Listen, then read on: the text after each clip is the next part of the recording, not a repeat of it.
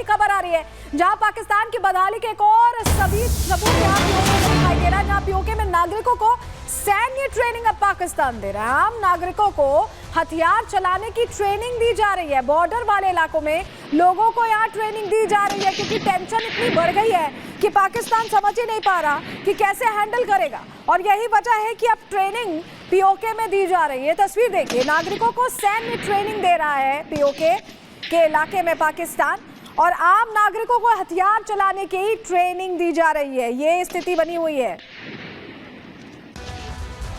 और एक और तस्वीर देख लीजिए, ये बैसरन घाटी है, यहाँ पर एनआईए की टीम पहुंची हुई है। यहीं पर वो घटना हुई थी जिस तरह से आतंकी हमला हुआ था, और एनआईए क्योंकि जांच को आगे बढ़ा रही है, ऐसे में हर पहलू को खंगालते हुए पहले 3D मैपिंग की गई, उसके बाद वरिष्ठ अधिकारी एनआईए के पहुंचे, रिपोर्ट पूरी तैयार की गई है। लेकिन ये तस्वीर इसलिए बड़ी है क्योंकि ये समझना जरूरी था कि आखिर इस घटना को प्लान एग्जीक्यूट कैसे किया गया।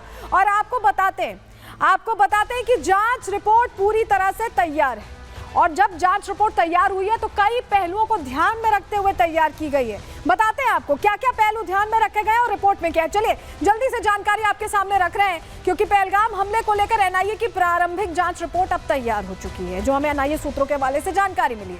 जांच रिपोर्ट में हमले का पाकिस्तान कनेक्शन सामने आया है। लश्कर तैयबा, आईएसआई और पाकिस्तानी आर्मी की साजिश के पूरे सबूत यहां मिले हैं। रिपोर्ट के मुताबिक आतंकियों ने बेताब घाटी में हथियार छुपाए थे। रिक्रिएशन की रिपोर्ट और 3D मैपिंग भी जांच का हिस्सा है, जो 3D मैपिंग पूरी की गई है। मौके से मिले खाली कारतूसों की एफएसएल रिपोर्ट आना अभी बताया जा रहा है बाकी है। रिपोर्ट में आतंकी हमले में ऑन ग्राउंड वर्कर्स की भूमिका का पूरा जिक्र है, जो मददगार थे घाटी में। एनआईए में आपको बताएं, ओवरग्राउंड वर्कर्स के कॉन्टैक्ट की लिस्ट पूरी तैयार की गई है, जिनसे इन्होंने बात की उनकी लिस्ट तैयार की गई है। ऑन ग्राउंड वर्कर्स पर प्रशासनिक और अदालती कार्रवाई की भी तैयारी की जा रही है, जो मददगार हैं। एनआईए ने करीब 150 लोगों के बयान ऑन रिकॉर्ड दर्ज किए गए हैं। एनआईए की प्रारंभिक जांच रिपोर्ट में पीओके का भी जिक्र आता है। रिपोर्ट में 2 आतंकी हाशिम मूसा और तलहा भाई का जिक्र आता है, जिनसे कांटेक्ट में ये थे। आतंकी हाशिम मूसा और तलहा भाई पाकिस्तानी नागरिक भी हैं, ये भी जानकारी आप जान लीजिए। रिपोर्ट के मुताबिक आतंकी पीओके के हैंडलर्स के संपर्क में थे, उनसे बातचीत कर रहे थे। आतंकियों को पाकिस्तान से सीधे दिशा निर्देश मिल रहे थे, और आईएसआई के इशारे पर लश्कर के हेडक्वार्टर्स में ये पूरी साजिश रची गई थी। एनआईए डीजी के नेतृत्व में ये जो रिपोर्ट तैयार की गई है, इसे गृह मंत्रालय को सौंपा जाएगा। ये हमने आपको बताया कि कैसे पूरी प्लानिंग प्लॉटिंग की गई, लेकिन आप जानकर हैरान हो जाएंगे कि 22 अप्रैल की जो घटना है वो दरअसल उसकी पटकथा 5 फरवरी से लिखी जाने लगी थी। पूरा खुलासा हो गया है, रिपोर्ट के जरिए आपको बता रहे हैं पूरी डिटेल।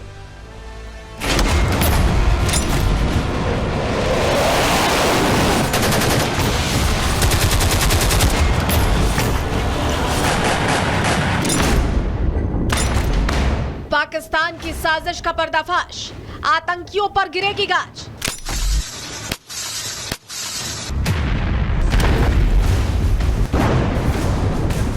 लश्कर, जैश, हमास का प्लान, भारत मिटा देगा आतंकियों का नामो निशान।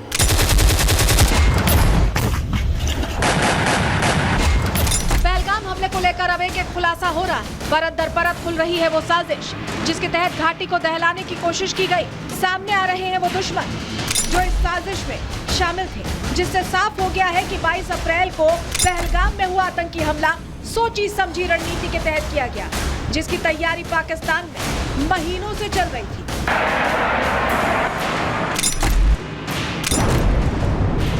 5 फरवरी को पीओके से सामने आई वो तस्वीरें आपको याद होंगी, जब हमास के लीडर्स का जोर शोर से स्वागत किया गया, और यहीं पहलगाम आतंकी हमले की पटकथा लिखी गई। इसी 5 फरवरी को पीओके के रावलकोट में आतंकी संगठनों की बैठक हुई। बैठक में लश्कर, जैश और हमास के नेता शामिल हुए। आतंकी हमले को लेकर हमास के नेताओं से बात की गई। बैठक के बाद हाफिज सईद को आर्मी के कैंट इलाके में शिफ्ट कर दिया गया। सोशल मीडिया पेज को एक्टिव कर दिया गया। ऑन ग्राउंड वर्कर्स एक्टिव करने के लिए तहरीक पाशवान का इस्तेमाल किया गया। तहरीक पाशवान भी लश्कर तैयबा का ही विंग है। तहरीक पाशवान के जरिए ही ऑन ग्राउंड वर्कर्स को डायरेक्शन भेजी गई। घाटी में मौजूद ऑन ग्राउंड वर्कर्स ने आतंकी हमले के लिए ठिकाना तलाशना शुरू किया। इस बीच ये तय किया गया कि कैसे घाटी को दहलाया जाएगा, कैसे इस पूरे आतंकी हमले को अंजाम दिया जाएगा। इसके बाद मार्च में फिर लश्कर तैयबा के मुख्यालय में बैठक हुई। बैठक में लश्कर का डिप्टी कमांडर सैफुल्ला शामिल हुआ। आईएसआई और पाकिस्तानी आर्मी के अधिकारी भी मौजूद रहे। आतंकी हाशिम मूसा तलहा भाई को हमले की जिम्मेदारी दी गई। मतलब साफ है कि आतंकिस्तान के इशारों पर लश्कर तैयबा घाटी को दहलाने की साजिश रच रहा था और इसी साजिश के तहत ऑन ग्राउंड वर्कर्स की मदद से आतंकियों को एलओसी पार करवाई गई और फिर 15 अप्रैल को हमले से पहले आतंकी पहलगाम पहुंचे। आरू घाटी, बेताब घाटी, एम्यूजमेंट पार्क की रेकी की गई, जहां सुरक्षा कड़ी होने की वजह से प्लान ड्रॉप कर दिया गया। इसके बाद 20 अप्रैल को आतंकियों को ऑन ग्राउंड वर्कर्स से बैसरन घाटी की जानकारी मिली।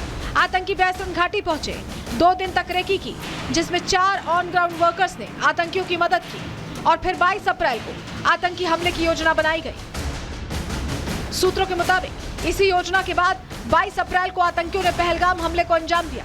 लेकिन एक बात तो साफ है कि जिन आतंकियों ने अपने आका के कहने पर यह साजिश रची, बेकसूर लोगों पर गोली बरसाई, अब नंबर उनका है।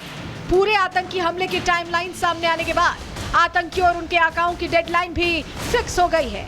अब इंतजार है तो बस आक्रमण का। Bureau report, Republic Bharat. और पाकिस्तान जानता है कि आक्रमण कभी भी हो सकता है। इस बीच वो मदद की गुहार लगातार लगा रहा है और जो जानकारी हमें मिल रही है, मदद की गुहार लगाई है। शहबाज ने यूएई के राजदूत से मुलाकात की है। मंत्रियों के साथ यूएई के राजदूत हमद ओबैद से शहबाज शरीफ ने मुलाकात की है और मदद की गुहार लगाई है।